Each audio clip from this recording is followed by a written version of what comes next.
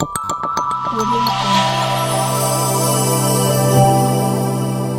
Jungle. السلام علیکم ګرانو دوستانو، زه متي الله سالار او تاسو ګورئ پښتو نیوز. نن مو درته د فلسطین نه یو ډیر دردناک او افسوسناک خبر راوړی دی. تېره شپه اسرائیلي جنگي الوتکې د غزې پر ښار سخته بمباري وکړه.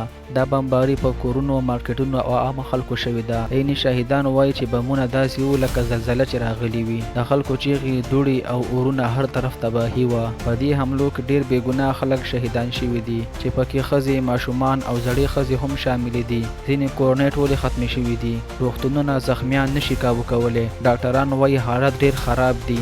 اسرائیل وایي دا حملې د حماس پر ضد شوي دي. خو حقیقت دا دی چې عام خلک تر ټولو ډیر متاثره شوي دي. د فلسطین خلک وایي موږ یوازې خپل حق غواړو، ژوند غواړو. اسلامي ملکونه لکه ترکیه، ایران، قطر او پاکستان دا حملې غندلې دي. خو لوی طاقتونه لکه امریکا او اروپا هیوادونه لا هم خاموش دي. خلک وایي که دا ظلم د بل قوم سره شوی و نو نړۍ به غږ پورته کړی و. په ټویټر، فیسبوک، انسټاګرام او یوټیوب خلک غږ پورته کوي. هیواد په هیواد خلک دا ظلم غندي او فلسطین سره خپل ملاتړ ښيي. دعا پوسټونه، احتجاجونه دا وخت د یووالي ګام دی. نو ګرانو دوستانو، دا د فلسطین تر ټولو تازه او خفه کوونکی خبر. تاسو څه فکر کوئ؟ دا ظلم نور زغملی شي؟ په کمنټ کې راسره نظرونه شریک کړئ. پښتو نیوز سبسکرایبول مه هېروئ. تر بلې ویډیو پورې د لوی الله په امان.